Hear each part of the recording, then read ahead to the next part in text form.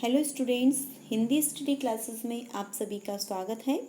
पिछली वीडियो में हमने हमारी कविता मनुष्यता इसके 2 पैराग्राफ को पढ़ा तथा इसके अर्थ को समझा था। आज हम इस वीडियो को तीसरे पैरे से स्टार्ट करते हैं। पंक्तियां हैं। शुद्धार्थ रति देव ने दिया करस्त थाल भी, तथा दधीचि ने दिया परार्थ अस्ति जाल भी। उषी नर क्षितिज ने स्व मांस दान भी दिया, सहर्ष वीर कर्ण ने शरीर चर्म भी दिया। अनित्य देह के लिए अनादि जीव क्या डरे, वही मनुष्य है कि जो मनुष्य के लिए मरे। इसके शब्दार्थ हैं। शुद्धार्थ का अर्थ होता है भूख से व्याकुल या भूख से पीड़ित। रतिदेव एक दानवीर राजा है। करस्त का अर्थ होता है हाथ में।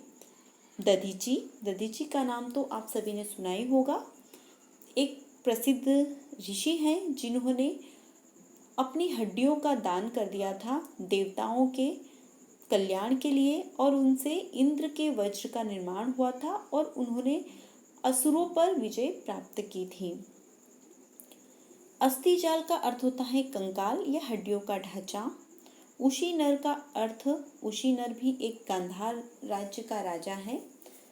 स्वमांस अपने शरीर का मांस।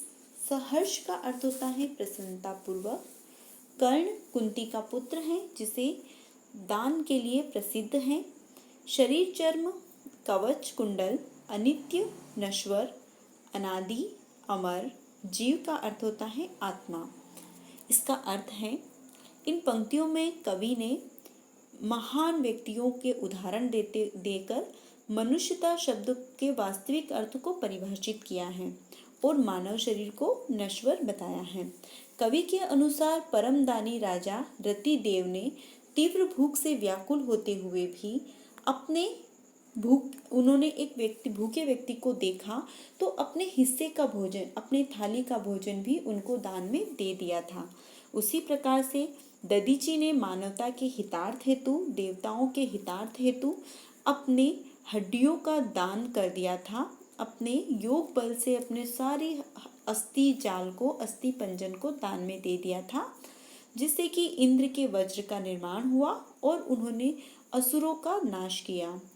गंगाध देश के राजा उशी नर ने भी उसी प्रकार से एक पक्षी के प्राण बचाने के लिए अपने शरीर से मांस काटकर उसको दान में दे दिया था।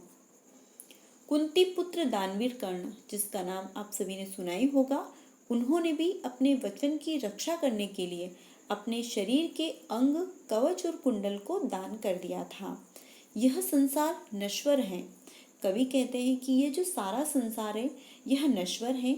मानव शरीर क्षणभंगुर है, मतलब कुछ समय में यह शरीर खत्म होना है।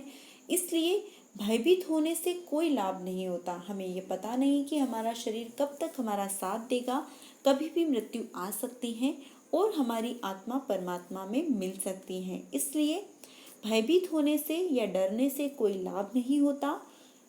जब आत्मा अमर है तो फिर मनुष्य को इस नश्वर शरीर के नष्ट होने से भय नहीं होना चाहिए। जब हमें पता ही है कि हमारी आत्मा, हमारा जो शरीर है वह नश्वर है और आत्मा अमर है। शरीर तो नश्वर है, खत्म होना है, परंतु जो आत्मा है वह अमर है। यहाँ पर आत्मा ने शरीर को छोड़ा और दूसरी जगह वह आत्मा दूसरे शरीर को धारण कर लेती है। इसलिए हमें भयभीत होकर डरना नहीं चाहिए। अतः सच्चा मनुष्य वही है जो संपूर्ण मानव जाति के लिए जीता है और मर जाता है। अगला है, सहानुभूति चाहिए महाविभूति है यही, वशीकृता सदैव है बनी हुई स्वयं मही। विरुद्धवाद बुद्ध का दया प्रवाह से बहा, विनीत लोक वर्ग क्या न सामने झुका रहा। आहा वही उदार है परोपकार जो करे, वही मनुष्य है कि जो मनुष्य के लिए मरे। सहानुभूति का अर्थ होता है एक दूसरे के प्रति दुख के भाव को अनुभव कर लेना।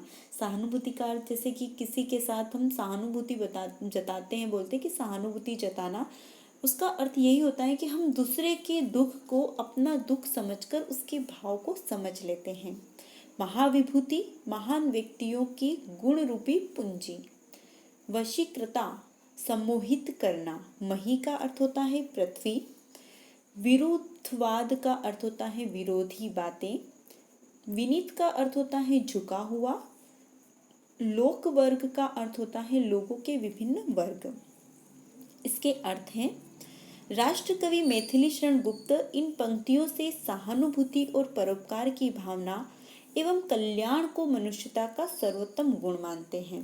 कवि ने इन गुण को महाविभूति के नाम से विभूषित किया है, श्रृंगारित किया है। सहानुभूति एक श्रेष्ठ गुण होता है। कवि कहते हैं कि सहानुभूति जो होती है एक श्रेष्ठ गुण होता है। दूसरे के दुख को अपना दुख मान लेना और उसी के अनुसार आचरण करना मनुष्य का संचित पूंजी होती है। हम दूसरे के दुखों को समझ लें और उन दुखों के समान ही अपने आचरण कर ले, उनके दुखों को दूर करने की कोशिश कर ले, तो यही हमारी सबसे मनुष्य की जो संचित मतलब इकट्ठी की हुई पूंजी होती है। पृथ्वी भी ऐसे महान पुरुषों की सेवा करती है और ये जो धरती है, यह धरती भी ऐसे ही महान पुरुषों की सेवा करना पसंद करती है, अपने ऊपर उनको जन्म देना पसंद करती है। सहानुभूति के गुण से सुसज्जित ऐसे मनुष्यों को ही पूजनीय माना जाता है और ऐसे जो जिनके अंदर लोगों के लिए सहानुभूति होती है, ऐसे मनुष्यों को ही पूजनीय माना जाता है।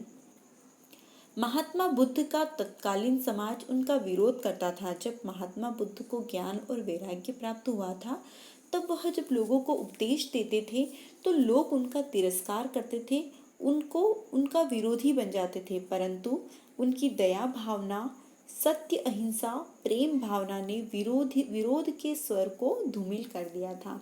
जिस प्रकार से उनके लोग विरोध करते थे और जब उनके अंदर दया, ममता, प्रेम, अहिंसा ऐसे सारे गुण विद्यमान थे, उनको ज्ञान प्राप्त हो गया था, तो धीरे धीरे उनके जो विरोधी थे वह खत्म होकर उनके अनुयायी बनते गए।